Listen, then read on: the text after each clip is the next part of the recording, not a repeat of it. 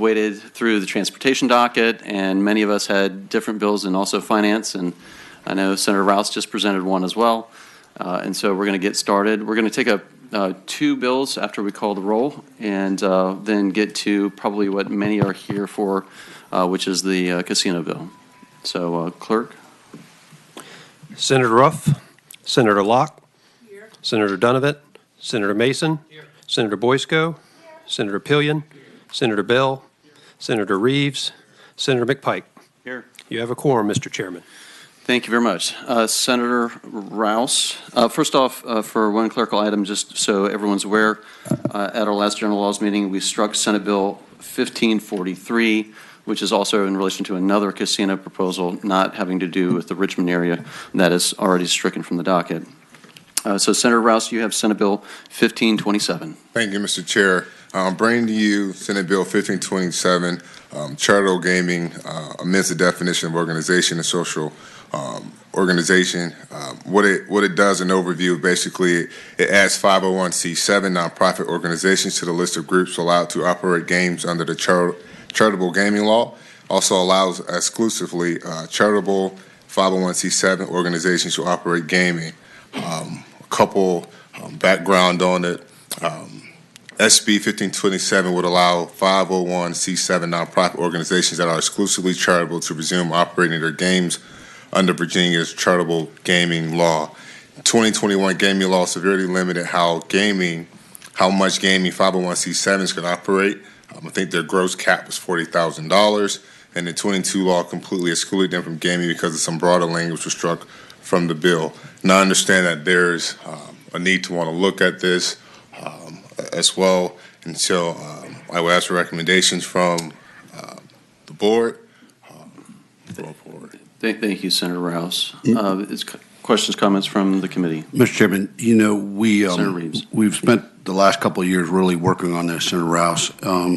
And I have a bill, and I believe, Mr. Chairman, your bill will be heard tomorrow as well, rolled into our study bill that we have, setting up the Virginia Gaming Commission as well as requiring historical horse racing to comply with the deficiencies and the JLARC report. Mr. Chairman, I see no reason why we couldn't take what the work that the senator is asking and pulling that into that overall study.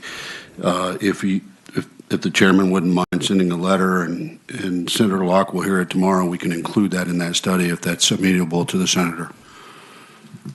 That is, I'm open to that. Thank you, sir. Appreciate those comments. I think this subcommittee has worked through a number of different issues, as Senator Reeves said, in this space over the last probably 3 or 4 years. And this is an area that, you know, as we've taken a look at, there might be some other organizations that may need to be considered through the study process. And Madam Chair of Rules, if, you know, I will certainly provide a letter and follow up if that's the will of the committee. Mr. Chair, I so move. All right, there's a motion and second to PBI with letter. Clerk, go ahead and open the roll. Senator Ruff, Senator Locke, Senator Donovan, Senator Mason, aye. Senator Boysko, Senator Pillion,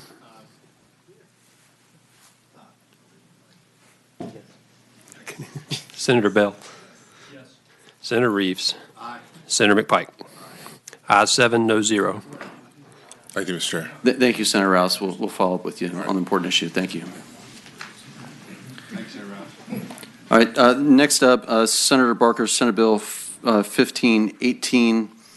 He is currently chairing another finance subcommittee and won't be able to present, but I do want to, this is another topic of similar interest that has been studied, and wanted to give it just a second. There may be some folks who have spoken to it. Senator Barker's given me permission to at least address the issue today. Obviously, any action we have here today is still a recommendation of the sub that would still go to the full. Senator Reeves, I know you've touched base a little bit in this area as well. Thank you, Mr. Chairman. Ashley, our council, do we have some amendments to the bill for 1518?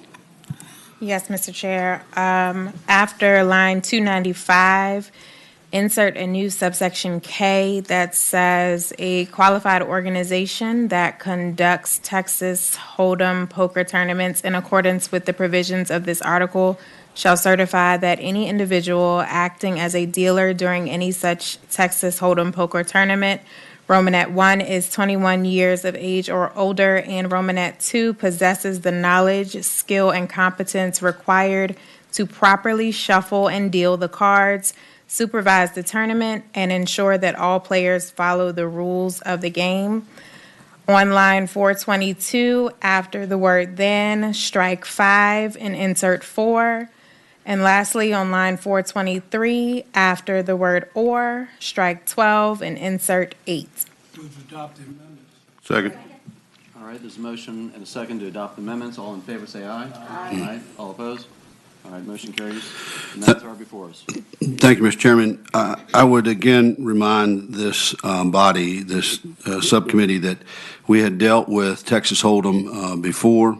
As it's coming up again, there are some issues with it. 1 second, Mr. Chairman. Pull my notes out here.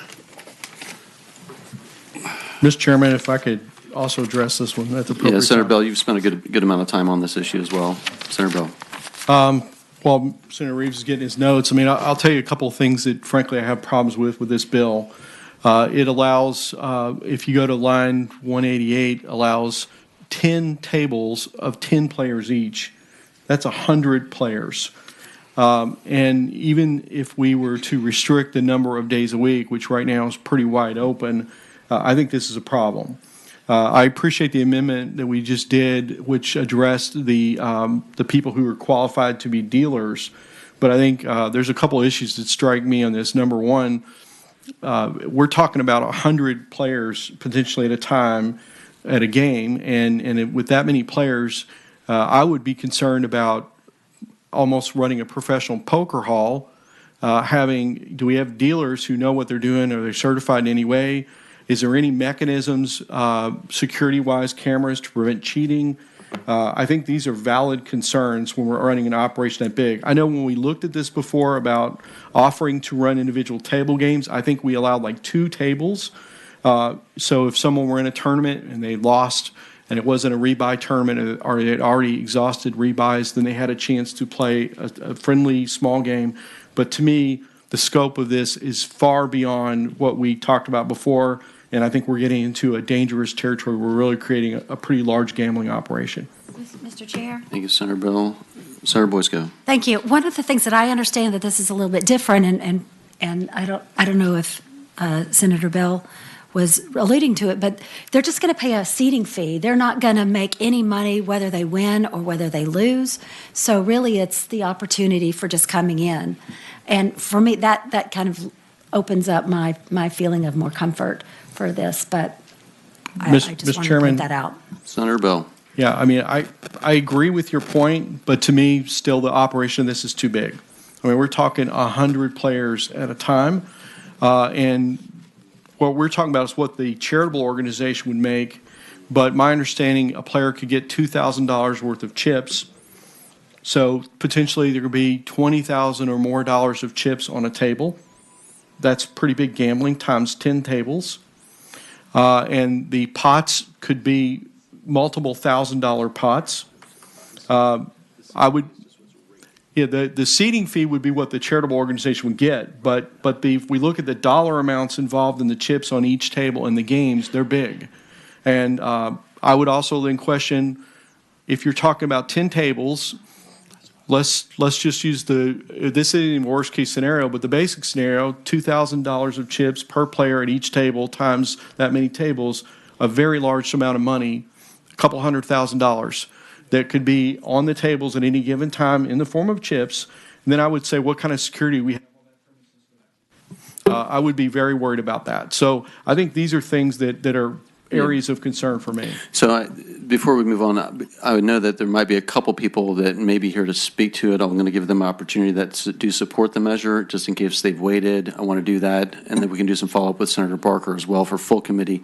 So those who are there in support of Senate Bill 1518, please go ahead and come up. And please, 3 minutes, if that's okay, so we can. I'll do as fast as I can. We were not expecting to come up, so a little bit unprepared, but I'm going to go ahead and go for it. So this comes about because when the General Assembly authorized casino gambling, you recall that the charities who previously had a monopoly on gambling were like, we're going to go out of business. So we're already 1/3 of the charities that did bingo are out of business, and the ones that are left are only doing about half of what they used to raise for charitable purpose. So the General Assembly gave the charities the ability to do Texas Hold'em poker. Last year, the General Assembly put some rules on it that made the conduct of Texas Hold'em poker impossible to cover costs. So last year, I listened to all the debate, and I made a list of all the problems everybody had. And we met with Delegate Brewer, who is a certified poker dealer, and we came up with this solution. And the gentlelady, Senator Boysko, is correct. Instead of having a situation where the charity, who's running the thing, takes a percent, it's called a rake. So we don't want the charity involved in gambling. What they're doing is they're taking a seating fee, and that seating fee is like rent. And so the idea of the bill is that the charity is facilitating a game for people to play amongst themselves. Senator Bell, to us, had expressed his concern about how big these games could be, and we were hoping during the legislative process that we might be able to talk about changes. We had dropped it from 12 hours down to 8, from 5 days a week down to 4, and have in the bill some security requirements. But Mr. Chair. Thank you, Mr. Albo. Senator Boysko. For Dave Albo. Mr. Albo, can you help me understand? Because I am not a poker player, so I mean, I play at home with my family, but I don't go out and do this with other people for money.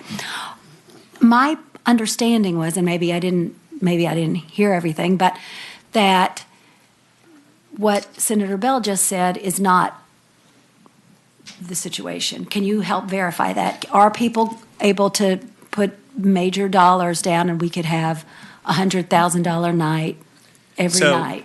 Because I didn't understand that. Well, it's true. And one of Senator Bell's concerns are concerns that were brought by other people. And what Delegate Brewer, I know I'm not supposed to talk about what happened in the House, but she's our expert.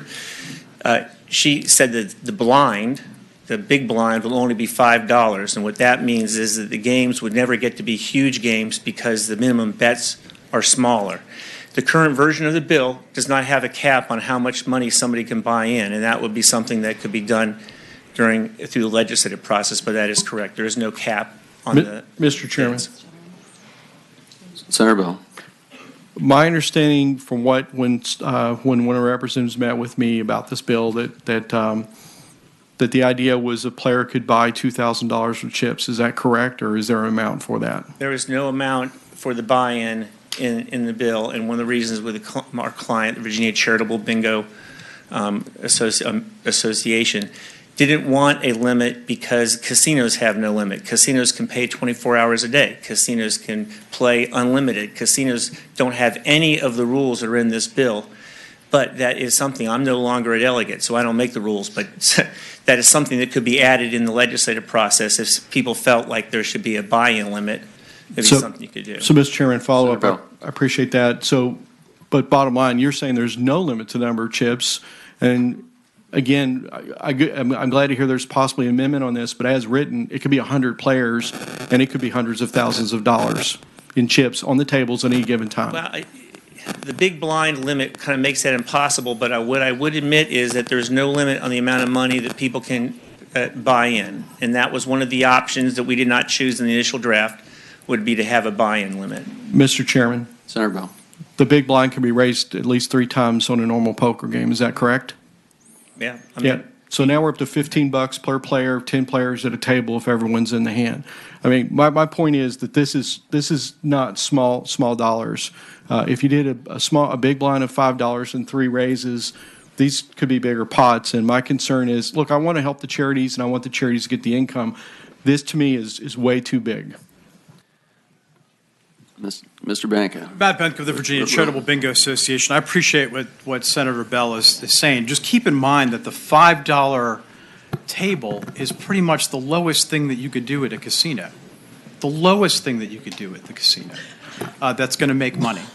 Now, we have to be able to get people into these halls to make some money. Right now, and 10 years ago, I've been representing the charities for 20 years.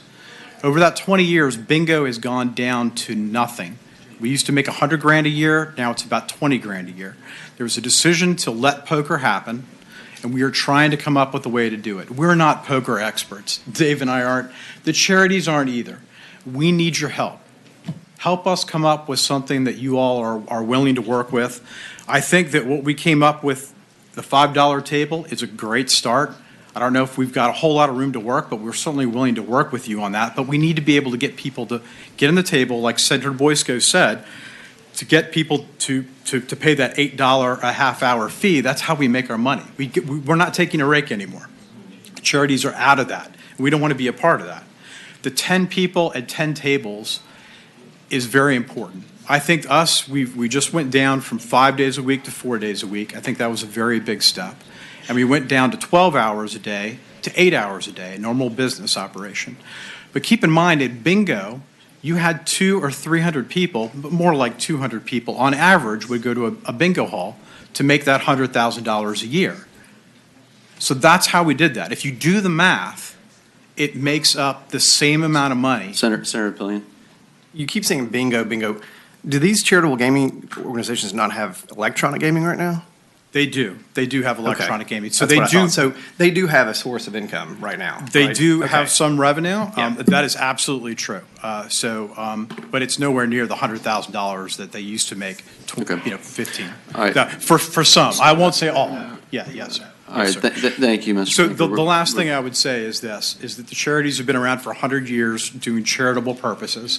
Without this bill, we're going to get completely put out of business. And if we don't do something this year, the only people that are going to be operating are the skills games, the casinos, and everybody else. And your local charities are going to be out. Mr. Chairman. So please help us. Thank you. Mr. Chairman, Mr. Bank, hold on. Senator Yes, sir. Reeves. I take exception with that statement, Which one? that charity is going to be out of business. How's that? My Elks, my Moose, my Lodge, I call it the Animal Kingdom, and the veterans organizations are not going to be out of business because they agreed to the charitable restructuring that we had because of the fraud and abuse. So to say that everyone's going to be out, maybe your charities might be out because all they're doing is playing poker. But I take exception to that. All right. Thank you, Mr. Chairman. All right. So if there's others in opposition that took time to spend to come and join us today, any opposition, please come up. All right. So the bills before the subcommittee, I'm going to give Barker an opportunity, just by happenstance, he wants to come and readdress it to the full committee since he's not here at the moment. I'd recommend we move it to the full committee with no recommendation at that point, but I think we've certainly expressed some concerns at this point, if that is a motion that can be made. Mr. Chairman, if I could, real quick, I agree with that approach. Mr. Albo said there was an amendment possibly. If there is, if we could get that and take a look, I'd love to see that as soon as possible. All right, is there a motion? Second. There's a motion and a second. All in favor, say aye. Aye. All opposed? Motion carries. All right.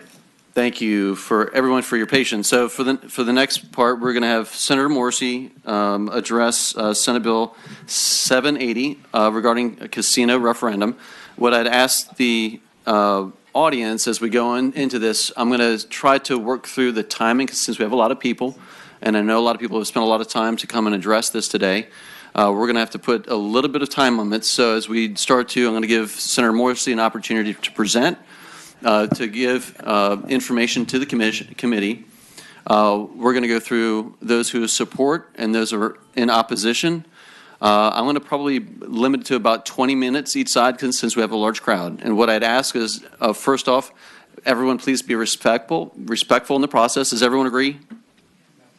Everyone? I see heads nodding. I see hands up. So we have a respectful process. We know that people may have differing opinions. This is a place for us to help inform the committee of your opinion. If you come to the mic in support or opposition, please state your name and whether you support or oppose. And please tell the committee something different. If you've heard the same information from the previous speaker, please try to add value and add more information to this committee. That is very helpful to us, and we appreciate you taking time tonight, because it is almost tonight at this point, to help inform us. So with that, Senator Morsi. Thank you. Good afternoon, Mr. Chairman, members of the committee. It's my pleasure to present Senate Bill 780 this afternoon, which, if you pass it today, puts this bill on the road to literally transforming one of the most iconic cities, not just in Virginia, but in the United States, Petersburg, Virginia. The casino will be developed by the Cordish Group, which is, without a doubt, unquestionably, the premier casino, hotel, and entertainment developer in the United States. Other casino projects in the Commonwealth of Virginia are developing casinos in the $350 million to $650 million range. This casino in Petersburg will be a $1.4 billion project that will transform that city. Twice what any other casino is doing. It is not just a standalone facility with gaming, hotel, restaurants. Rather, it's a city within a city. The $1.4 billion project will have 670,000 square feet of top-tier gaming, hotel, dining, and entertainment. There will be a state-of-the-art entertainment center with multiple venues that will bring in top-tier talent, from The Boss, my favorite, to Carrie Underwood, to Snoop Dogg. There will be over 12 best in the class dining and entertainment options at this casino. It is not a regional casino. It is a destination casino. The upscale to initially 200 to 250 room hotel in Petersburg will be Petersburg's first hotel in decades. I want to repeat that, their first hotel in decades. Contrast that with the capital city where we're standing right now that has 26 hotels and 2 more being built right now. When I said a city within a city, I wasn't being cheeky. I meant exactly that. There will eventually be over 2,000 brand new apartments, ranging from affordable apartments for employees to apartments for teachers, first responders, and then upscale apartments and jobs. There will be over 4,000 new jobs, including the initial construction, but importantly, 1,700 permanent jobs just in phase 1 alone. The average salary will be $60,000. This is not their pie in the sky, we hope to do this. This is based on a group, a company that has developed over 150 projects. The average salary for 1,700 new jobs is $60,000. 10,000 jobs will be created over a 15-year period. The economic stimulus to Petersburg and the surrounding contiguous counties is estimated to be over $3.6 billion in a 15-year period. And the gaming revenue, $675 million for the total, with $214 million going directly to the city of Petersburg in the next 15 years. But, Mr. Chairman and members of the committee, this is what's special about Cordish, the Cordish Development Group. And it is not to be dismissive of any other casino group that's operating, including one that was suggested in Richmond. Not to be dismissive at all.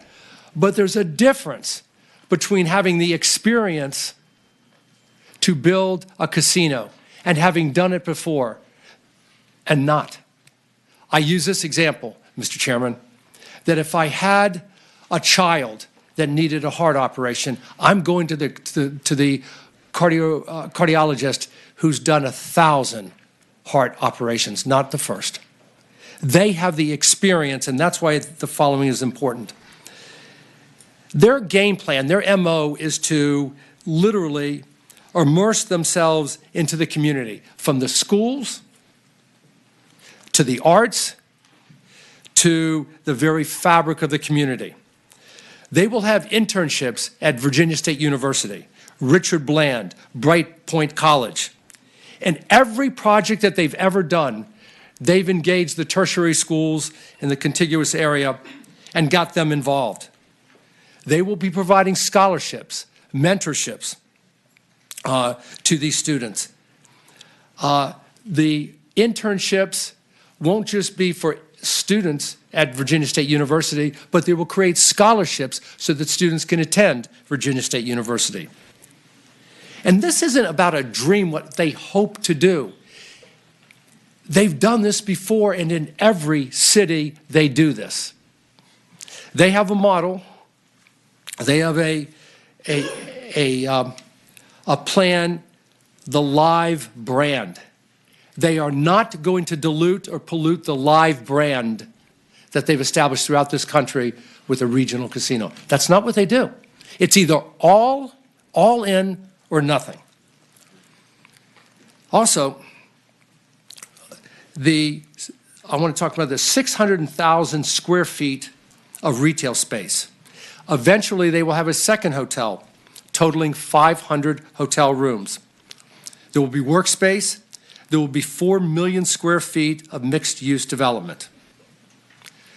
They not only improve the infrastructure in their footprint where the casino is, but in every city that they've gone into, and they've gone into 20, they improve the infrastructure in the contiguous business districts. It's just what they do. The Cordish Group is married to its host cities. They embrace the people in those cities.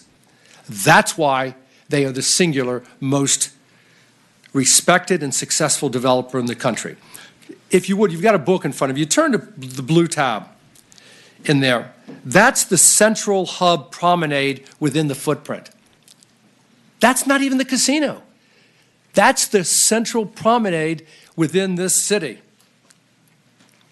That's where people will live, they will work, and they will shop. Before other speakers make their point, let me say this. The impetus behind legislation, the casino legislation, Mr. Chairman, in Virginia, was to boost struggling cities. Not counties, not Virginia Beach, not Fairfax County, not wealthy counties, but to boost struggling cities. That's why we started this legislation. And Richmond, thankfully, is not struggling. In the last 2 years alone, in fiscal years 2021, $409 million in capital investment and 1,000 new jobs came to Richmond.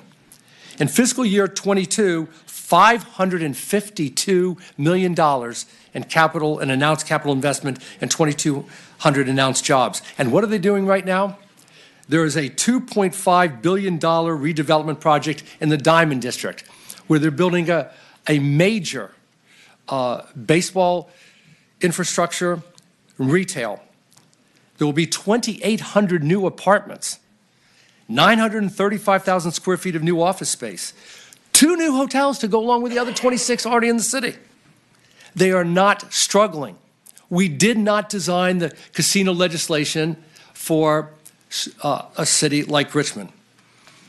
This will be Petersburg, as I said, first hotel in decades.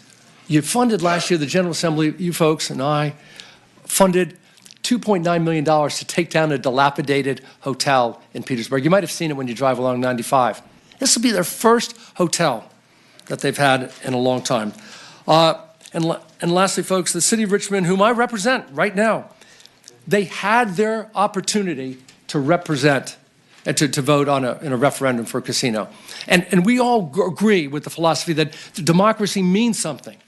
They had their chance, they voted. And they voted no. They said, no, we don't want it. So what I'm asking is this. If the voters matter, and if Petersburg matters, please give Petersburg its opportunity. Voting yes on this bill gives Petersburg an opportunity to put a casino on the I-95 corridor.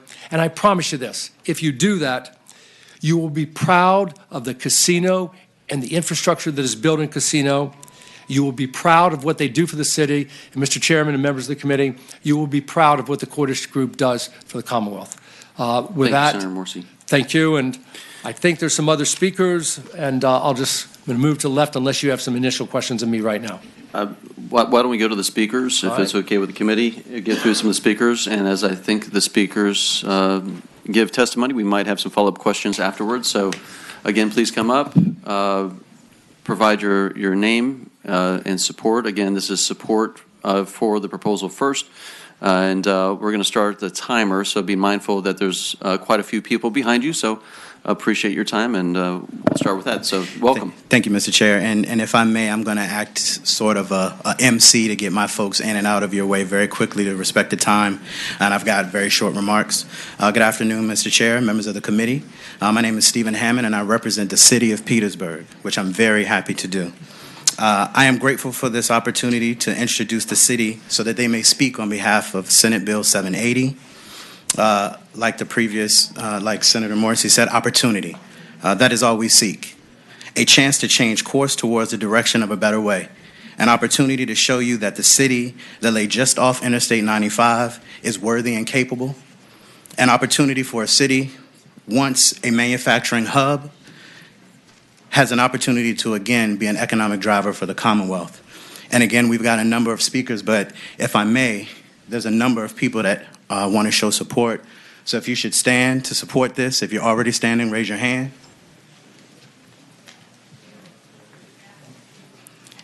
And then I'll call each speaker and have them come in, and then we'll go in and out.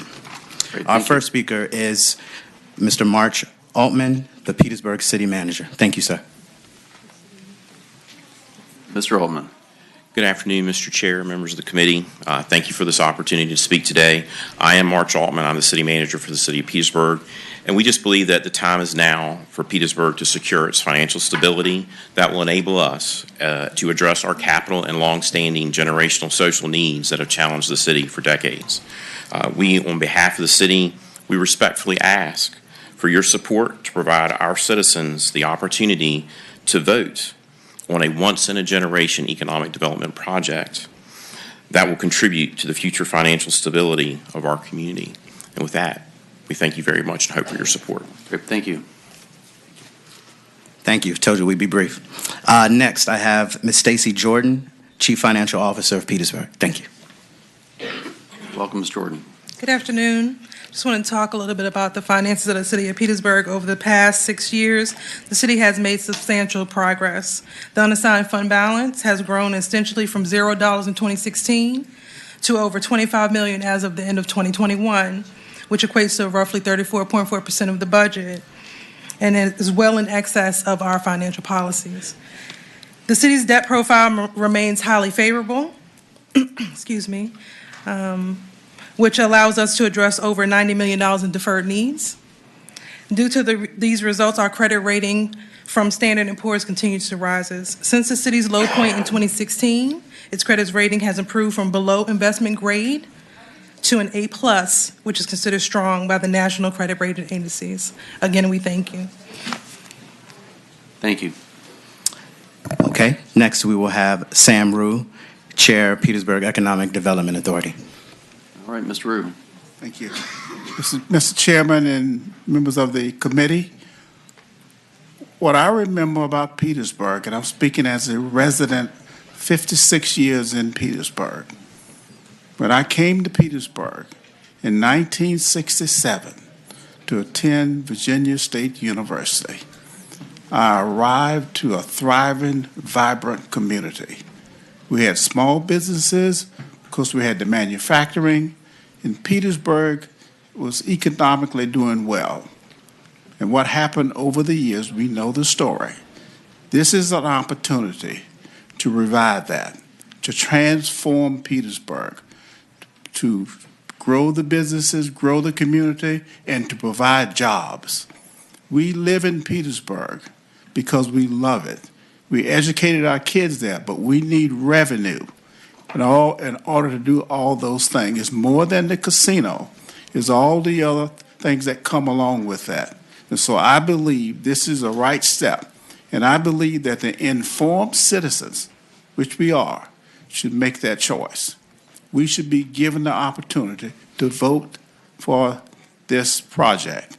And I believe that we're headed in the right direction with that. And this can transform this community. So I urge you to support that. Thank you. Thank you, sir. Next, we have Mike Packer, Member, Economic Development Authority. All right, Mr. Packer. Thank you, Mr. Chairman, members of the committee.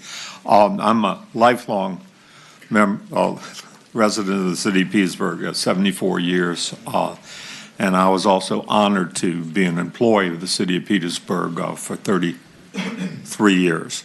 Much of what I had to say has already been said, but let me add, this casino will add to local government revenues in a yearly amounts, that which would generate a general fund budget more than 30% of the present general fund budget. Okay, this new revenue will be used to pay teachers, police officers, firefighters, street maintenance personnel, and all other workers the salary that they deserve.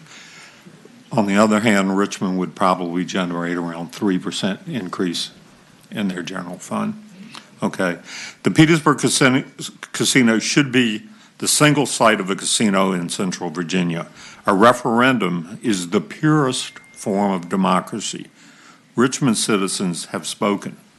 Now it's time for Petersburg to be allowed to ask its citizens if a casino is wanted.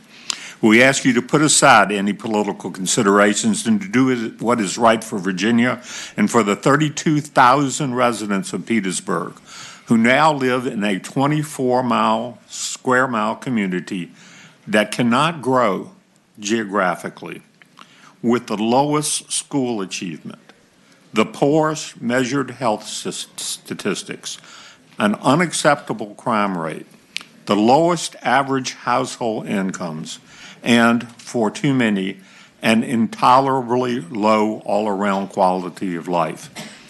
Please do not split the baby in half. Cordish will bring a greater total investment to Central Virginia than would two smaller competing casinos. Petersburg certainly has the better site, with real visibility from I-95 and a real cloverleaf interchange with all four leaves, not just one like the one at Bells Road. Only a single casino in Central Virginia will have the impact on Petersburg that will truly make a difference. Please vote in support of the bill before you that gives us that chance. Thank you. Thank you. Next, we'll have Joel Erb, another member of the Economic Development Authority. Welcome. Hello. Thank you, Mr. Chairman and committee. I will save time for other speakers since my other board members have really covered out on a lot, but I will say I lived in Richmond for over 22 years before moving to Petersburg 3 years ago. And I witnessed a lot of the growth that we've spoken to that Richmond has seen. Petersburg desperately needs this opportunity and for the people to have the opportunity to make that decision just as Richmond did. So thank you. Thank you very much. Okay, next we have Ms. Yvette Robinson. She is a citizen and retired VSU professor. Good evening. Good evening. They told me I only had a minute, but I'm going to put a whole lot in it. You got some energy. Bring it. I'm going to put a whole lot in it. Petersburg is like the little engine who knew he had it and nobody else thought he did. And so if you give us that opportunity, in 2003, they said we couldn't build a library. I was on that team. We have a state-of-the-art library. We went to every citizen. I begged, borrowed, I didn't steal. And we got every penny to build that library. So you know we have the heart. We have the drive. We can make it happen. With faith, hope, and a lot of your charity, I wore the white hat because I came with a pure heart. To sparkle, to love, please make it happen. And I hope it was a minute. Petersburg, it's our time. I'm Yvette Robinson, a citizen belonging to many groups, so you know I believe in it. Get it done. Thank you. You're welcome to come back here anytime. Thank you, Ms. Robinson. We've got Ms. Sharon Johnson, citizen and retired teacher. Good evening to the honorable members of the City Committee. I'm Sharon Johnson, a lifelong member of Petersburg. Petersburg is in heart attack mode. We haven't flatlined, but we're in heart attack mode.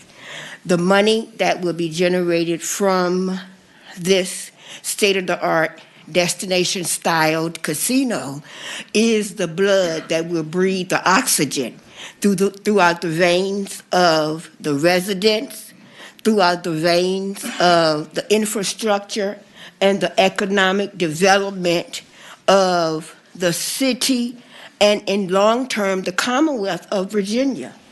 Let's make Petersburg live again. We've been on life support for a long time, y'all. We want Petersburg to live.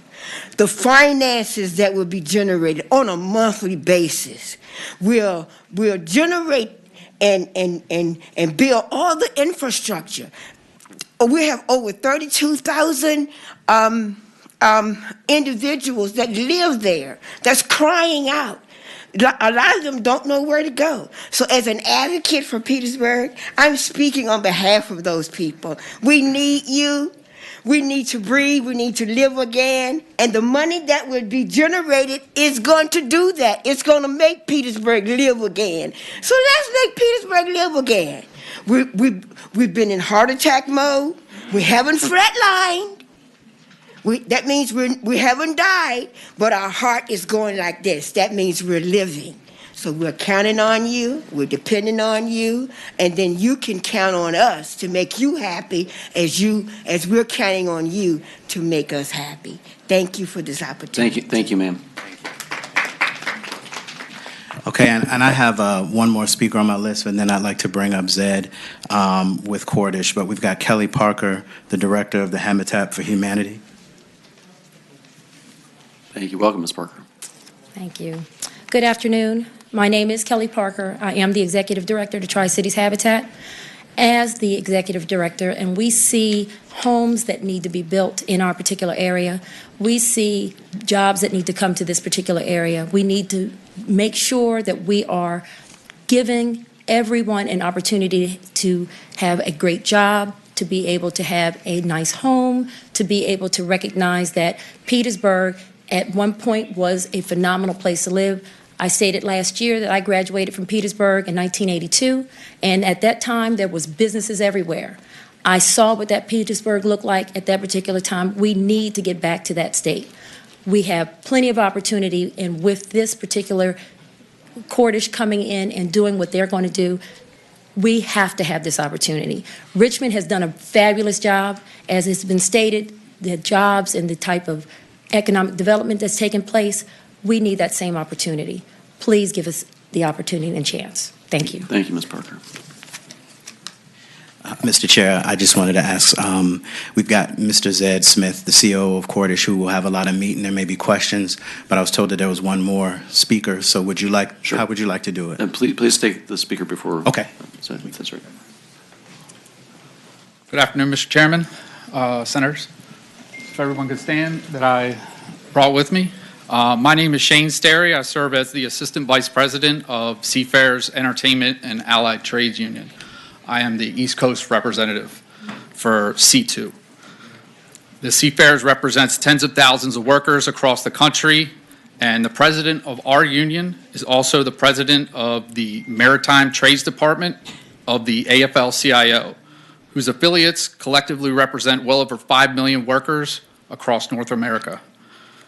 Some of those affiliates are the International Brotherhood of Boilermakers, Shipbuilders, Blacksmiths, Communication Workers of America, International Brotherhood of Electrical Workers, International Union of Operating Engineers, the International Association of Bridge, Structural, and Reinforcing Iron Workers, International Longshoremen Association, Marine Engineers Beneficial Association, United Mine Workers of America. There's probably about 10 more on here I could list. Personally, I'm in charge of everything on the East Coast region, which includes more than 1,500 members in my region alone. Many of them work in Maryland. Let me say right off the bat that I'm not here to say any negative things about any other unions. That is not how C2 operates. That is not how I operate. We believe in solidarity. We exist to provide representation to workers to help improve their wages, their hours, and all their working conditions. The Seafarers successfully organized Maryland Live Casino back in 2012. Today, we represent close to 700 employees at the facility, all the food and beverage workers, all the environmental service workers, all the hotel workers. We take our job very seriously. Our mission is to bargain collectively and improve the lives of every member. Throughout the 10 years that I have worked at Maryland Live, we've had numerous grievances and disputes, and in the end, all have been settled amicably and, in my opinion, on terms that are very favorable to all the employees. We believe a productive and profitable company is what's best for all of the employees. And we believe that job flexibility helps improve job skills, which in turn helps improve the worker and company growth. If the company prospers, then the employees prosper through our opportunity to obtain better compensation packages as a result. The Seafarers and Maryland Live have signed a labor peace agreement already that would apply to any casino that Live operates in the Commonwealth of Virginia. Some unions may have issues with that agreement, and that's their right. But it has worked for us, and it has allowed us to organize and unionize employees at many properties, including other gaming companies. I represent not only Live, I have several other casinos with other companies. So while it disappoints me that other unions might say negative things about C2, I respectfully suggest that Virginia legislator should not take sides in this matter. This is an internal matter for labor movement, and it needs to be sorted out amongst ourselves. By law, Live has a labor peace agreement with the Seafarers. It cannot negotiate a different agreement with a different union. I believe that this is something Unite Here and its coalition partners have tried before in various areas. If another union wants to sign the LPA that we have, great, but I don't believe the company can treat unions differently when it comes to the details of such an accord. Okay, so I'm going to skip a little bit. Last but not least, over the last 11 years. So can I ask you a question real quick? And so you have a labor peace agreement in place, and it's my understanding that, and first off, thank you for the members to spend the time to come and be here and show your presence. It's appreciated, I know, from the entire committee. But I understand this agreement has these workers and the future workers there no longer have any right to strike. You don't have any binding arbitration, so you can't actually sit down at the table and negotiate wages. If you disagree, it's essentially whatever Cordish sets for these workers. Is that correct? That's not correct. So you have binding arbitration included in the labor peace agreement? Yes, there is arbitration that we can go to in all of our agreements, not just with Live. Okay, and you have a right to strike? We do not have that in our agreements. Okay. So you are correct on that, sir. Mr. Chairman? Senator Bell. One of the things Mr. Chairman, one of the questions I have is I've received conflicting informations about seafarers and how many people you represent, and if you represent people in the gaming or entertainment industry. Can you tell us a little bit about that part? Sure. I believe there are 13 different casinos we represent across the country. I personally have casino in Massachusetts, not Cordish. I have Maryland Live at Maryland. I have also another casino in Maryland, Hollywood Casino. So I myself have 3 different casinos. As far as the members, I don't have an exact head count on how many members. It varies at different casinos. There is another union in other casinos with us. We partner with other unions as well. So I have an exact total in Maryland, about 700 members I have there currently. And I know East Coast wide, altogether, about 1,500 that I represent. Okay, thank you. If you wouldn't mind, if you could provide me on the side where you have binding arbitration available in your labor peace agreement, that'd be helpful to the committee. Okay. Yes, sir. Thank you. Thank you. Thank you, Mr. Chair, the committee. And I do have Zed, the Chief Operating Officer of Cordish, who will be glad to speak to anything and answer any questions. Yeah, and I'll go ahead and reset the clock for 5 minutes, Yes, okay. if that's okay. And if we need to for opposition, I will afford the same opportunity since we had a couple committee members asking questions. So please proceed. Thank you. All right, well, thank you, Mr. Chairman and members of the committee. My name is Zed Smith. I'm the Chief Operating Officer for the Cordish Company. Senator Morrissey did a great job just telling you about our company, so I don't want to dwell on that so much. But I do want to share something that's really unique to our company, and the fact that we are urbanists at heart. What we've done for the last 100 years is lift communities around the country, whether it's Houston, Philadelphia, St. Louis, Kansas City. We were always brought into these projects with the vision and the hope that we could uplift and change the dynamics in these cities. I've been visiting Petersburg for the last 6.5 months. One of the first people that I met with was Mike Packer. I just wanted to really understand some of the challenges that the city faces day to day, year to year, over many decades. And as an urbanist myself, as a company that has focused its whole existence around revitalizing communities in urban areas, it was important to me that if we decided to move forward on this project, that we really dig deep and try to understand some of the challenges. And we were very much aligned on what needed to happen in Petersburg and how this project could impact the turnaround, if I may, the resurrection, if I may, of a great city. Public safety being one, housing being another, education, and community engagement. Those are the areas that we are impactful in any city that we do business in. Those are the areas that are important to Petersburg, and they'll be important to us as their partner. It's a real challenge when you look at an opportunity like this, because it is so massive when you're talking about an investment of $1.4 billion. But in the end, you think about also what Petersburg could look like 5 years from now, 10 years from now, 15 generations from now, and generations from now. That's what's at stake here. Petersburg has struggled for many, many years. This is an opportunity, and I know it's been said transformational, generational, and that's exactly what it is. It gives the opportunity for the citizens of Petersburg to move the needle in their own community.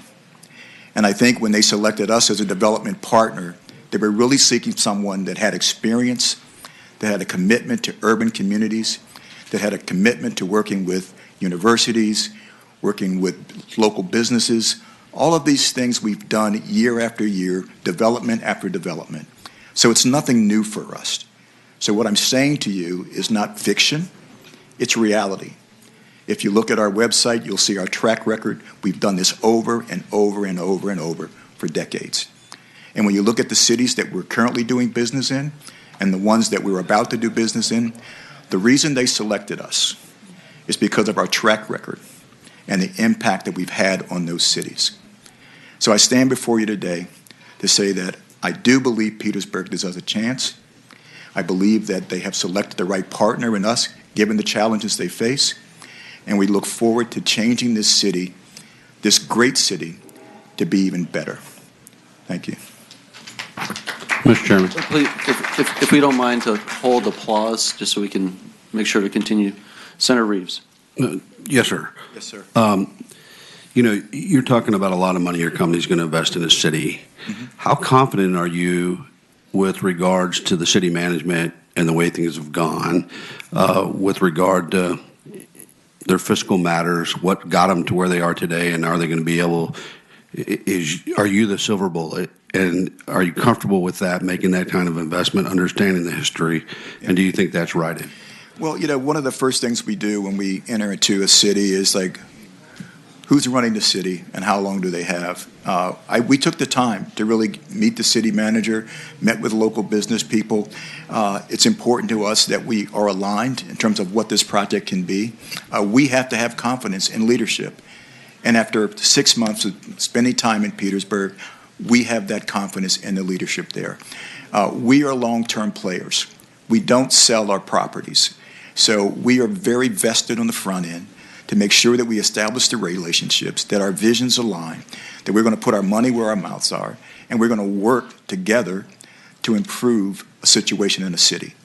Again, this is kind of routine for us. There is a playbook here, and it's proven successful time and time again. No matter what city we've gone into, mayors come and mayors go. But if you have the infrastructure, you have a business community that really believes in what's happening, I think that's what we're relying on here, is the support of the business community. If you have good fiscal and discipline, if it's a disciplined environment at the city level, we think we can be successful. We would not be betting, no pun intended, $1.4 billion on Petersburg if we didn't believe we could be successful. Thank you. That's a big question there. Mr. Chair? All right. Senator Pillion, Boysko, and I do have a follow-up as well. So I keep hearing 1.4 and 600 square feet of development. Is that in the development agreement that you signed with the city, or is it just for you to build a casino? No, our program is for over time to develop a mixed-use, large-scale development. Look, this is not a one-time shot here. There are two phases that we've contemplated. One would include the hotel, casino, and a parking garage. The next phases will develop over time. And by the way, Senator, this is not unusual for us. We've always envisioned a 10-year plan. We still, if you look at our Maryland Live Casino, which we've expanded 3-4 times, and we'll continue to do that there. Same thing in Kansas City. We've been working there for 14 years. Every year we're adding something. So what we're proposing here is no different than what we've done anywhere else in the country. Senator Boysko. You know, one of the things that I think we need to make sure that we're focusing on is that our job here is not to assess which group is right in the room. It's whether or not we are going to allow Petersburg to have a referendum, right? Isn't that? That's our legislation before us. So I just want to try to keep us focused on the decision that we're asked to make and not debate which is the best group, right? I just felt like it was needed to say because I feel like we're kind of starting to Thank you, Senator Boysko. So I do have a follow-up to you. So yes, sir. It does get into a little bit of a choice, though. So $1.4 billion is a lot of money. Is that predicated on no Richmond casino? Well, we certainly could not develop the scale of development that's been proposed. We believe that what we're developing is a regional destination that will attract millions of people, create thousands of jobs, and significant tax revenue for the state and for the city of Petersburg. So to answer your question directly, no. We could not develop this casino given the scale that we're proposing today if there were a second casino in Richmond. And as currently written, the legislation allows Richmond to have a referendum within the 5-year period still. Is that correct? That is correct. So, I mean, that is a pretty important policy decision that is being proposed before this committee of a $1.4 billion investment in Petersburg and then also withdrawal. And you would have to strike out the Richmond option from referendum in this to make what you're proposing work. And I just want to make sure that there are mechanisms based on the enactment that are still on the table. And so that's something we need to explore as we take testimony and understand that. So thank you for that follow-up. So. Mr. Chairman. Senator Bell. I have a question. I'm not sure if you're the one to answer this or not. This is a very large, impressive plan for the whole development.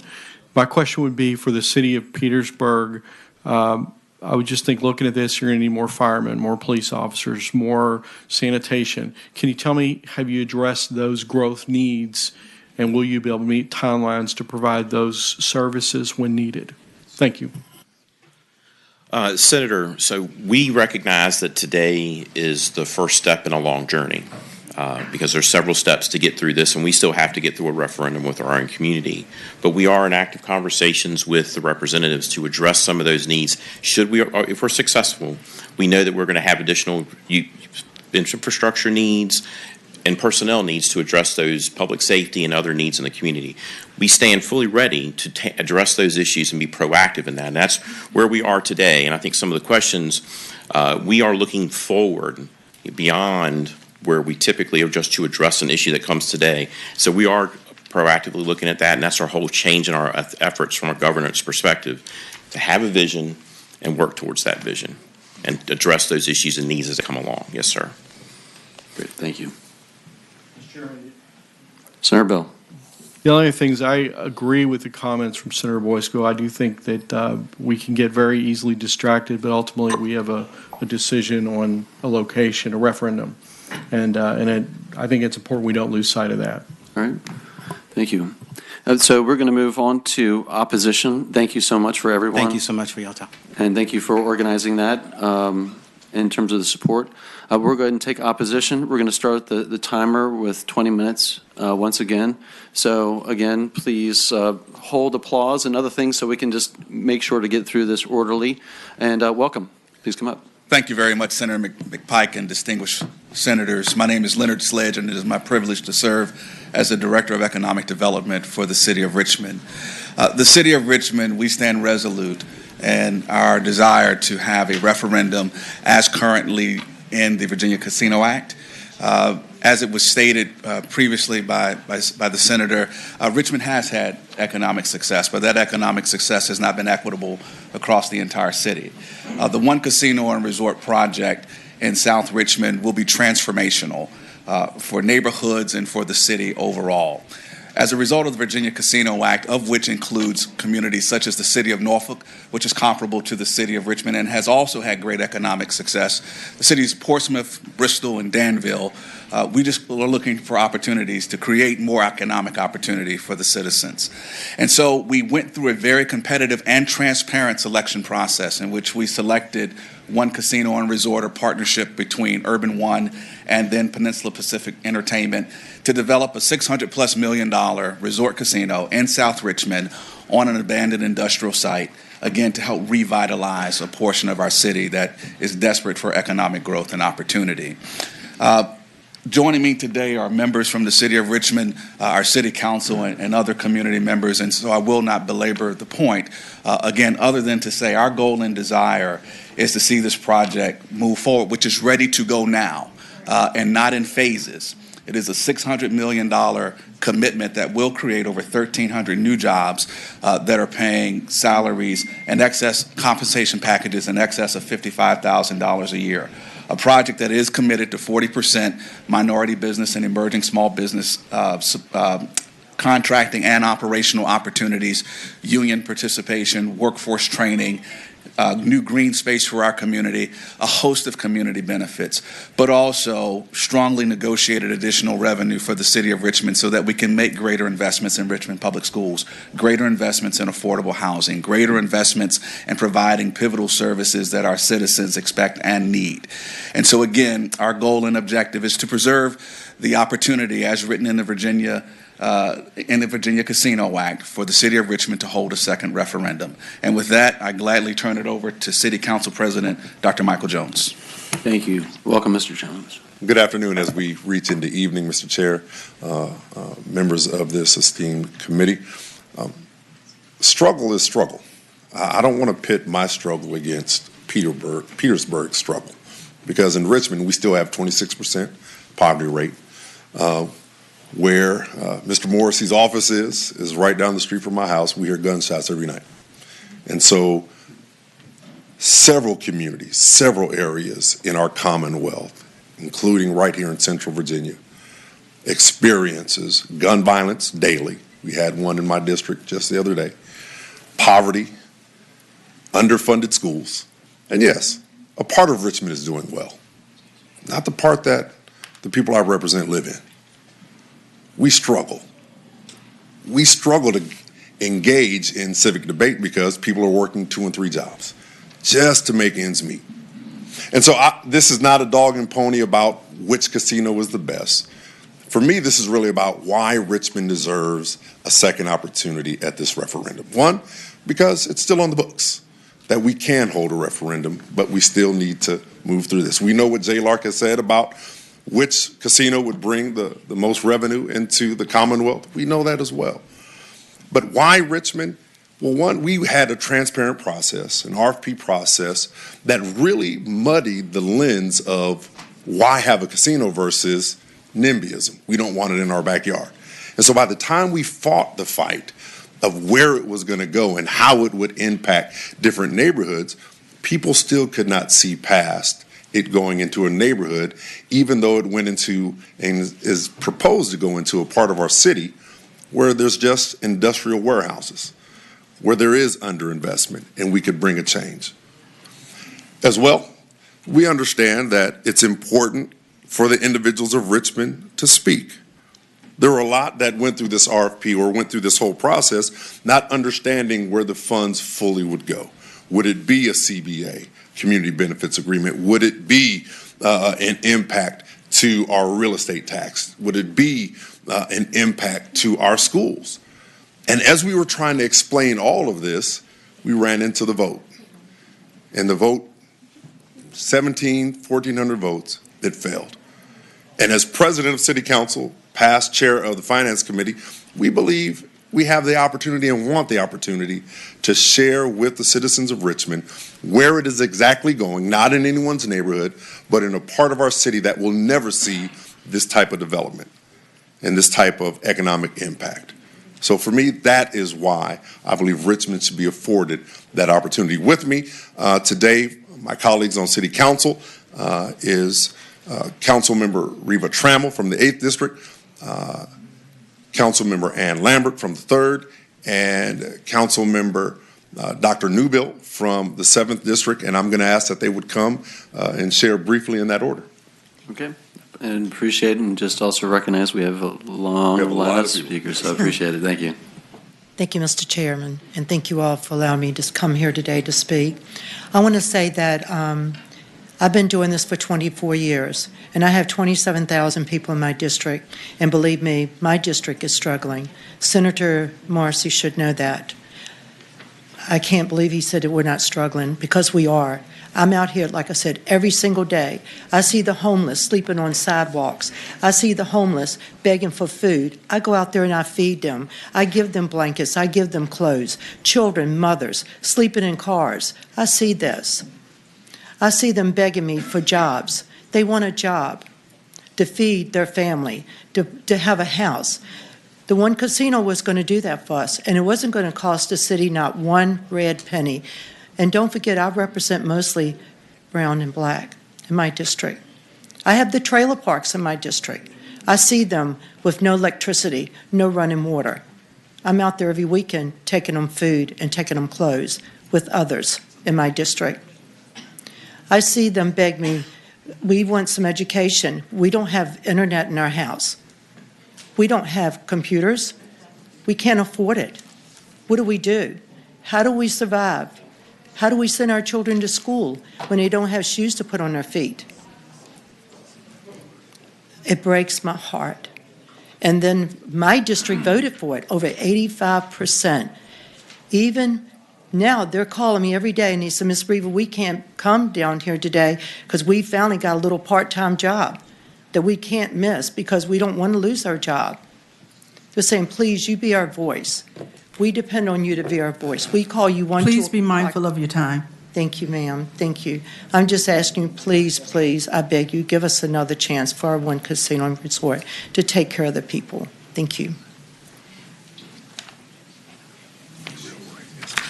Hello, my name is Ann Francis Lambert, and I have the honor and privilege of representing the 3rd voter district in the city of Richmond. My father, some of you know, as the Honorable Benjamin J. Lambert III, served in the General Assembly over 30 years, including more than 20 years in the Virginia Senate, and I'm proud to continue his legacy of public service. I wrote a letter to all of you to vote no on Senate Bill 780. There are several reasons I'm asking you to oppose this bill, and first is Richmond is the best choice for a casino in Central Virginia, and every study performed by the state has confirmed it. A Richmond casino will generate more revenue for the region and state, create more jobs, a larger population base, and Richmond is already authorized to run a referendum. We in the city of Richmond want to have this referendum in November 2023 because the voters in our city have voiced their concerns and regrets over the outcome of the 2021 referendum. At the end of the day, they would like to see Richmond receive the local tax revenue that a casino would generate. I urge you all to vote no on this bill. Thank you. Thank you. Honorable members of the committee, my name is Cynthia Newbill, and I have the honor and pleasure of representing the 7th District East End community on the Richmond City Council. I will attempt to be brief, which I'm not noted for, especially on issues that are of major concern for the health and general well-being of our city, and this is one of them. This is a major casino economic-centric project that is a game changer for us, not to just coin a phrase. We are, as my colleagues have already stipulated, the studies already bear out the opportunity to generate income, revenue, et cetera. Employment, so forth. And so, yes, Richmond is, and it was mentioned before, and I appreciate that, Richmond is an extraordinary city. Absolutely. There have been many accomplishments. Absolutely. But we're also a city that is older with incredible infrastructure that has to be replaced because of the age of it. We are also a city that's poverty is still at almost 25%. We have a variety of challenges. We've accomplished a lot, but this casino economic development project will allow us to move to a significantly different place for the overwhelming majority of Richmond residents. Thank you. Thank you. Next speaker. Again, just to remind folks, we still have a long list of speakers, and just please tell us your name, the reason for your opposition, to help inform the committee. Thank you. I'm Dr. Lafayette Jefferson. I'm a resident of Petersburg, and we've heard our proponents of the casino tell us about the influx of money, how it's going to benefit the citizens in the city, the number of jobs and salaries, and how it's going to solve every problem. I submit that if the casino is so good for the city of Petersburg and its citizens, then why the deception, manipulation, and lies about everything that's going on? All right, first to start off with the selection process. There was no selection process. We were promised that it would be open. We were promised that it would be transparent. But as a reporter has showed through FOIA reports, the city of Petersburg actually does not have any RFIs or RFPs that anyone responded to. And so Cordish was just chosen. All right. For the past several years, the city of Petersburg has ranked in the last of 133 municipalities in the Commonwealth of Virginia. The reasons for this last place are also why Petersburg is attractive to casino owners. We lead the state in the following: premature death, sexually transmitted infections, teen births, children eligible for free or reduced price lunch, severe housing cost burden, and violent crime. We are at the bottom of the state when it comes to home ownership. And what I want to express by telling you this is that this is also a social justice issue, because the casino industry has adopted the same model as landfills, industrial companies, and energy companies by locating in predominant black, poor communities with weak elected leadership that are open for manipulation and desperate for an easy win. Petersburg fits that target demographic. All right, Senator Morrissey just stood in front of you and told you those salaries are going to be $60,000. And that's what I call manipulation, because when they're talking $60,000, they're actually talking about what they're going to take home in addition to their portion of the taxes, the employer portion of the package, and their benefit package. And so that means that the take home is actually going to be a lot less than what they're stating. And my thing has always been tell the people the truth. You know, people really don't think about their, the total value of their package. They want to know what they're taking home. Thank you. Thank you for, I'm just trying to make sure we've got about at least 20 plus other speakers, and I just want to make sure that there's a lot of people that spent time to come here tonight as well. I understand that, Senator Pike. There's some things that I've actually took time to research this for over a year, and there are a lot of things that are wrong with it, including the GLAT report, which the company selected to do that is based in Las Vegas and do all of the reports for the casino industry. And so,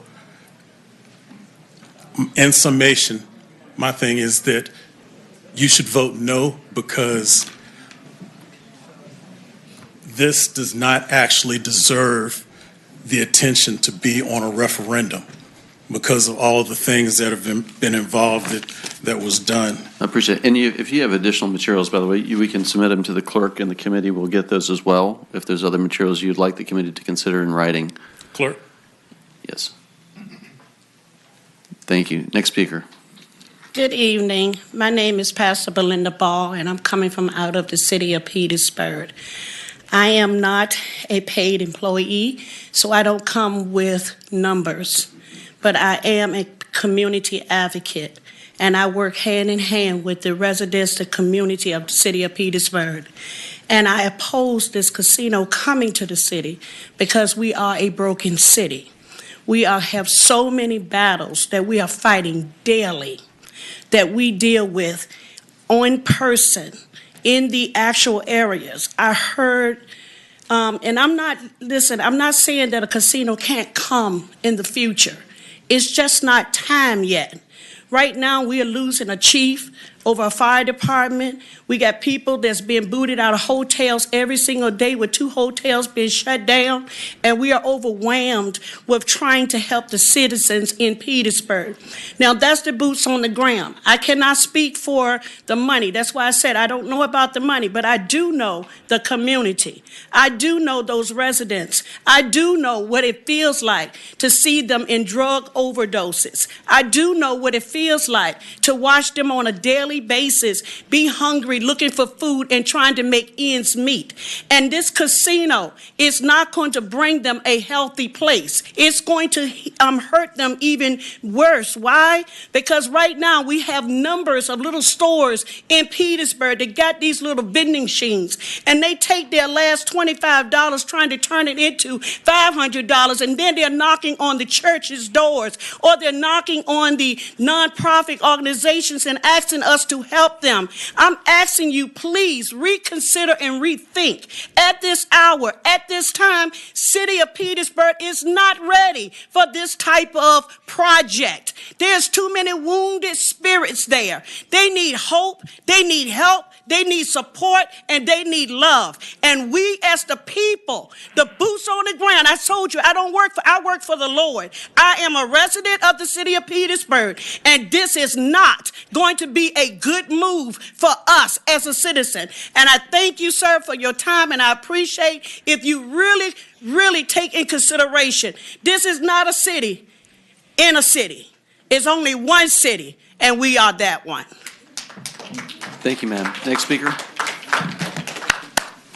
Hello, my name is David Carlton. I'm a member of Unite Here. I came down here today from Baltimore to voice my opposition to the Cordish Casino here in nearby in Petersburg. I worked for Maryland Live some years ago before I'm currently employed at Horseshoe as a bartender, and my time at Live was not a good experience. I wouldn't recommend Cordish to operate a casino anywhere. At Live, I have the opportunity to work with dignity and respect, and to be able to affect my income and my work standards in a positive way.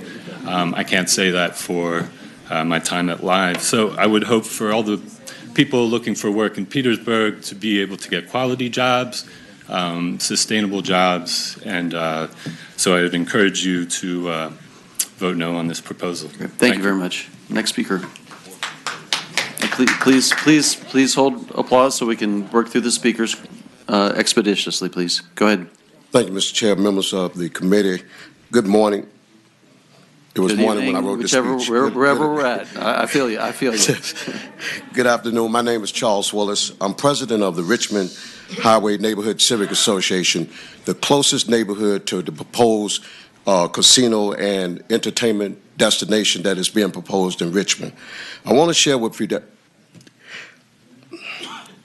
Let me close my book and let me just keep it real.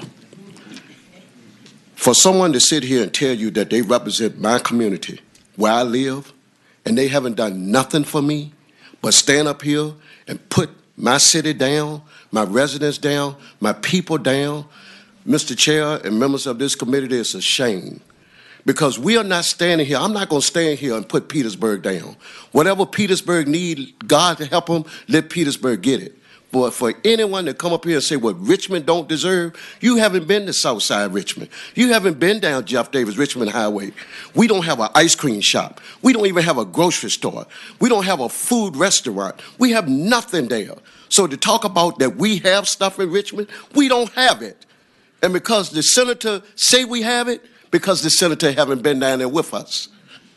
Come to my neighborhood where we are hurting, where our schools are hurting, where we are dealing with challenges with police. I am Virginia's, but especially Richmond's homicide victim advocate. I'm the one that hold the prayer vigils. I'm the one that deal with these families that say, I have no money for this or that. But with this entertainment destination coming to South Richmond, where my community is, there are opportunities for jobs. So let me share this with you, and I say in closing. This destination, one casino and resort, has been the only one that has came to Richmond and said that not only that you would receive a job opportunity that is at least $50,000 or more, but the owners have always also said that even the janitor would have profit share. No casino in the world offers profit share. That's what we have ready for us in Richmond. So all of this speech I had for you, I'm sorry, I can't give it. I just got to keep it real. That this is an opportunity for us, and to say that you want it in Petersburg, I'm not knocking Petersburg, but to throw the baby out with the bathwater, because that's exactly what you asked him to do. All right, throw the baby out with the bathwater. God bless you. Thank you for coming this evening.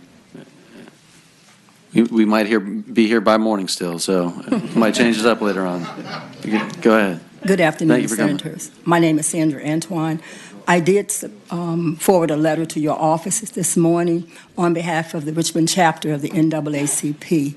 In October 2021, we overwhelmingly voted unanimously to support this project. We stand behind that vote, and we will look forward to opportunities where we can enhance the lives of our people in this city, your capital city. And I will say, our sisters and brothers, we hear you, we feel you, because it affects all of us. Unfortunately, those are the times that we've been dealt.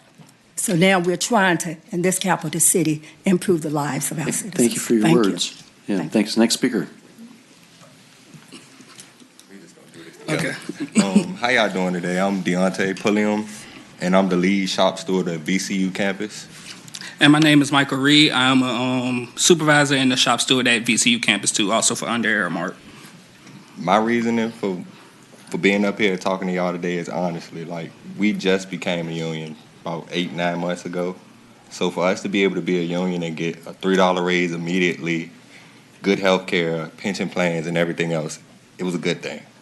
Like, yeah, having a union job for us in Richmond, it just means like more freedom for our workers and more happiness, and a lot just for our families to be able to, actually be successful in this life. So, people in our community, we just need good union jobs in general. We just urge you just not to just like make jobs that pay out just like the little minimum wage of $7.50 an hour or whatever.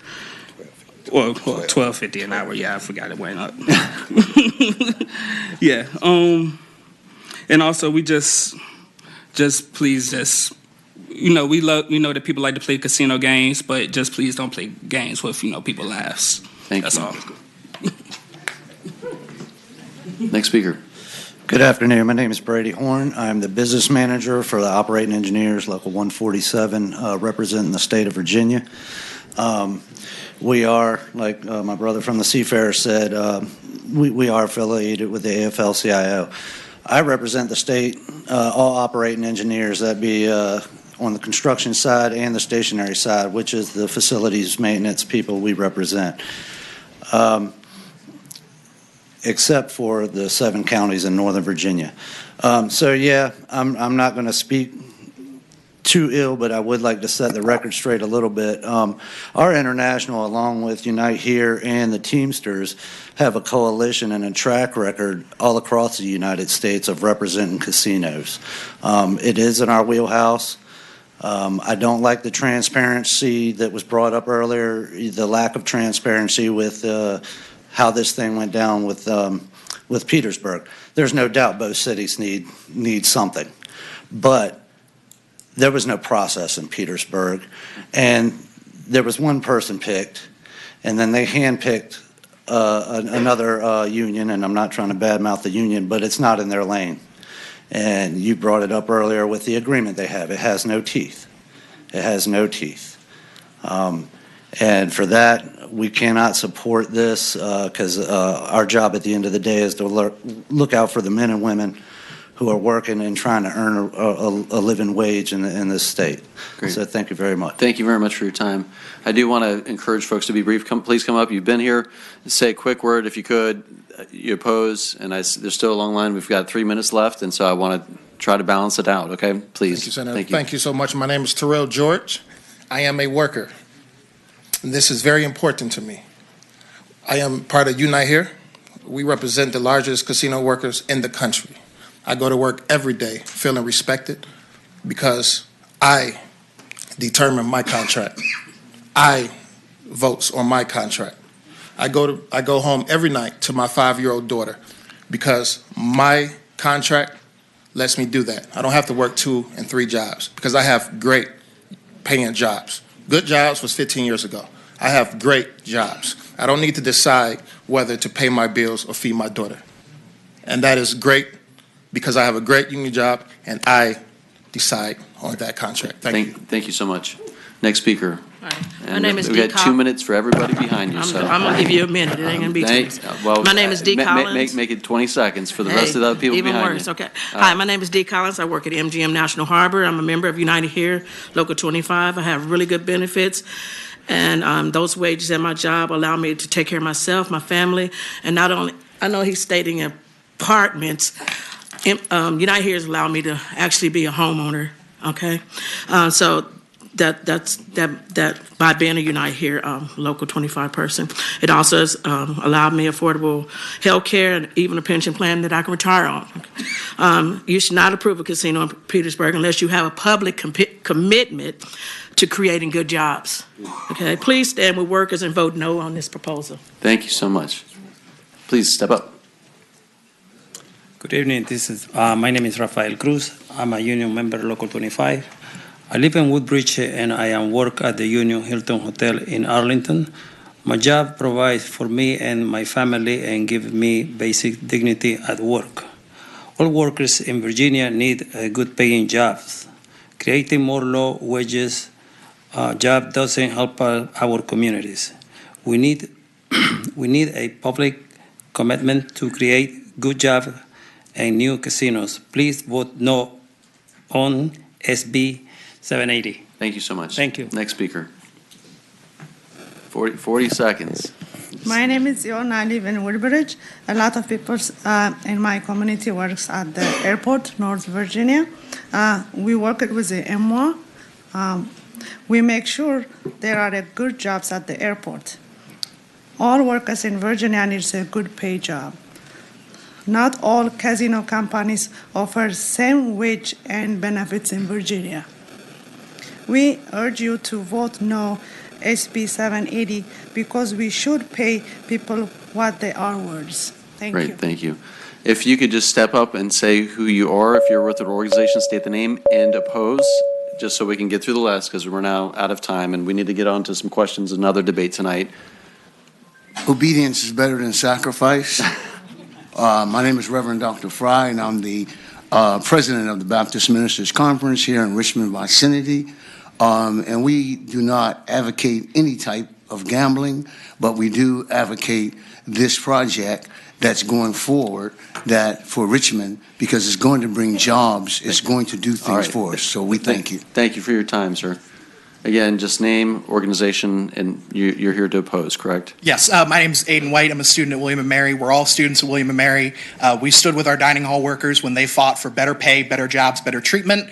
Now we're standing with Unite here again to say that this bill, this agreement, it does not provide for good jobs with good pay and good benefits for every single worker. Not just the average worker, but every single working person in Virginia deserves a good job like that. And that is why we oppose this bill. Thank you so much. Thank you. Great job. Okay, appreciate everyone's orderly testimony, and I think hopefully about one more. I'm sorry, Senator Morsi. I'm sorry. I'm sorry. Good evening, really Mr. briefly. Chairman. Yeah, I'm Randy Dillard. I represent Laborers International Union North America, and we oppose this bill. There was no clear transparency related to how the vetting was done, and that needs to take place. As a procurement professional, I know you know that's important. Thank you. Thank you very much. All right, Senator Morsi. Any sort of follow-up and questions? If you want to do a quick wrap-up, and then I want to open up to any follow-up questions from the committee members before the bill is before the committee, okay? Sure. Just a couple of clarification points, Mr. Chairman, and thank you for that opportunity to do that. Number one, the Virginia legislature has allowed 5 licenses. There will not be 6.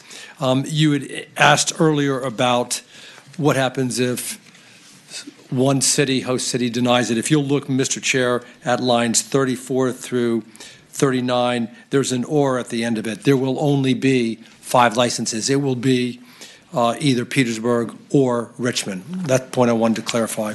Number 2, I have great respect for all of the unions here, but let's be clear. Let's be clear that when I hear about a lack of transparency, 3 of the host cities, Bristol, Portsmouth, and Norfolk, their city councils chose who they were going to have. Petersburg actually did more than that. They hired a contractor to go out and vetted 7 different operators. Danville, they came closest to doing with Danville. So when I hear about lack of transparency, I don't understand that.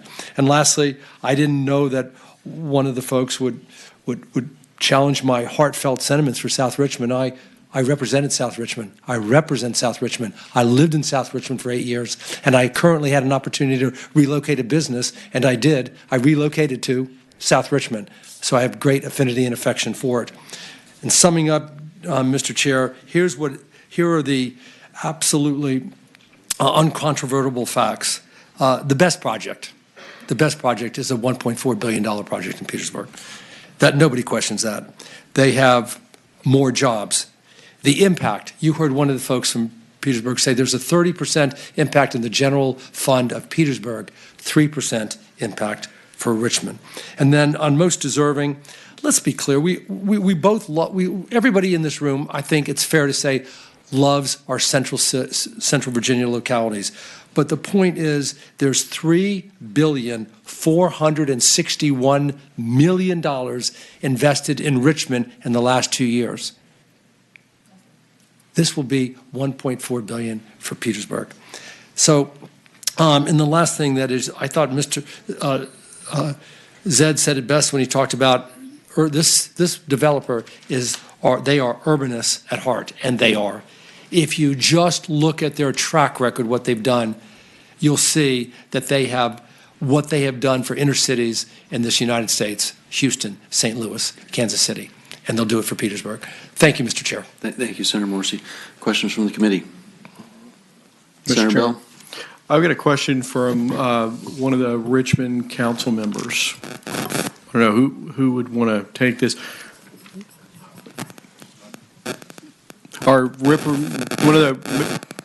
Anyone This was only addressed a little bit, but I got a bad mic. Can I use yours?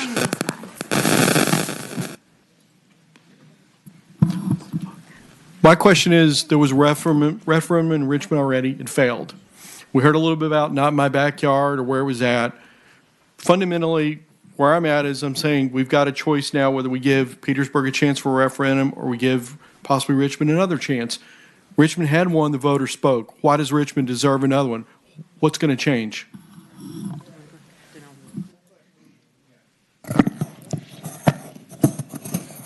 I think there are a combination of things that led to that vote. I think really absolute clarity about the nature of the project. It's not just a casino, but a casino-centered economic development project. The location of the project, the impact of the project. And yeah, there was some not in my backyard. And understanding the location and its potential impact on the development of the South Side community, where it would be located, I think that was not sufficiently vetted.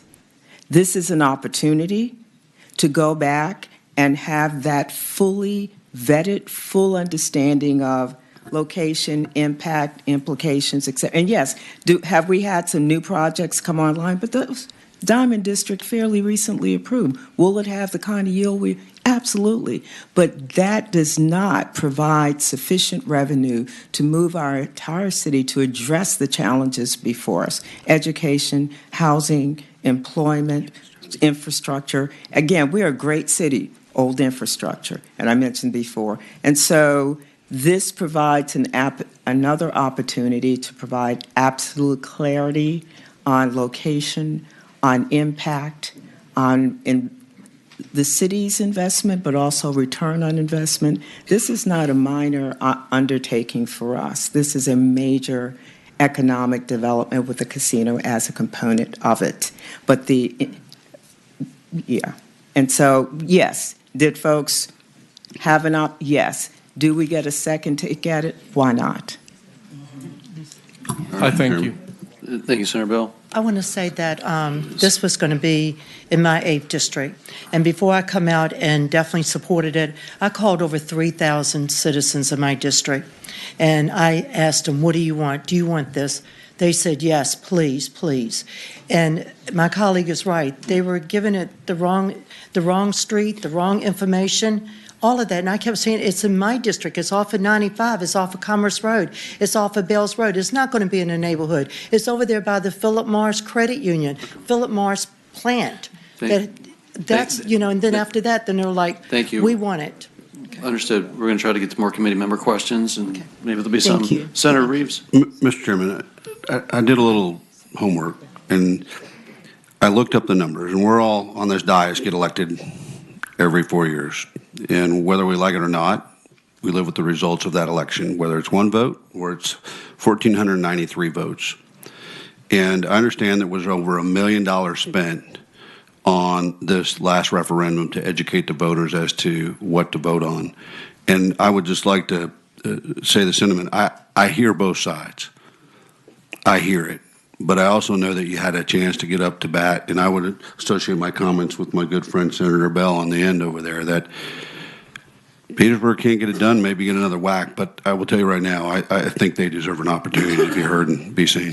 Thank you, Mr. Chairman. Yeah, can I have Mr. Altman come up, please? There was an individual that came up, I believe a doctor, who had questioned the RFP process. And I've just searched again online to find when and where Petersburg issued an RFP for casinos to the public and selection process.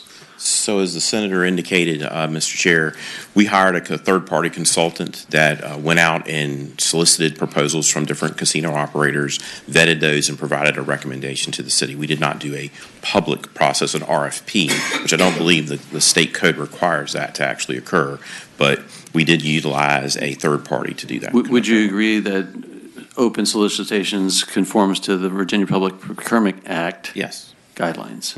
Yes, sir. And who was on how many members were on the selection committee? We utilize the consultant to bring us a recommendation. So the consultant team prepared their review of the different proposals and brought that to City Council for City Council consideration and action. Okay, so how many? I can't. Was it one person that was the selection committee, or? So I can tell you one person came and presented to City Council. I can't tell you how many people were on that team. And how many proposals? So there was one person on the selection committee. Does that conform to the Virginia Public Procurement Act guidelines? In principle. In principle, I wouldn't be able to answer that specifically because I don't know the specific requirement of that. If there is a requirement to have more than one individual on a selection committee. Thank you. I appreciate that. Mr. Chairman, can I add a point to that? Thank you. The person that went out and vetted 7 different casino operators was also the person that was the vetting and helped Richmond and Casino One get their license. The other thing I'll say is this. There seems to be some suggestion that there was a degree of confusion as to who and what was going to happen. The pro-casino folk in Richmond spent $2.5 million on an advertising budget, including TV, multiple billboards, and the no folk spent $204,000. And the no folk said no. So there was no confusion as to what was happening. People, as the Senator Reeves said, voted by a margin of 1,494 no. Thank you. So as one follow-up, I think before we probably take action as a motion at some point, my concern, and I remember being in committee that when this came before this committee to add Petersburg, that the Petersburg process would be totally different than the others. And that was part of what I'd stated as well. I remember highlighting from Danville, because Danville probably did one of the better processes out of all. And sorry, but you guys are the latest folks to the table, and so we have lessons learned. My preference, we would have taken Jerry Lark recommendations and had a much different process, but that's not what we have in our code. But last year, we had a commitment that it would be a much more open and transparent process. That's my concern, and I'll leave it certainly to the actions of the committee and motions. But Mr. Chair, could I say one thing to the we do have Zed here who can speak to, if you'd like. It is not about Cordish. I do not. It is not about the Cordish proposal. Obviously, they're approached by an entity to entertain it. So please don't take my criticism on the company. It is about the process. I understand. The process with the limited public license good, which is a gaming license, is a highly valuable document. That's a highly prized possession. And that's my point. When we have something like this, it has to be in a higher standard in daylight, and that's my concern. Yes, sir.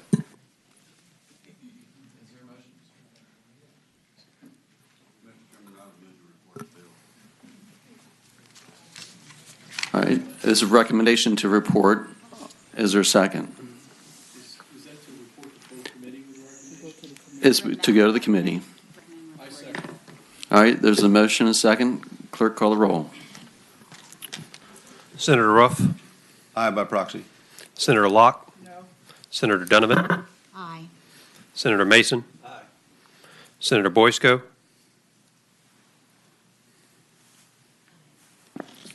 Senator Pillion. Aye. Senator Bell. Aye. Senator Reeves. Aye. Senator McPike. No.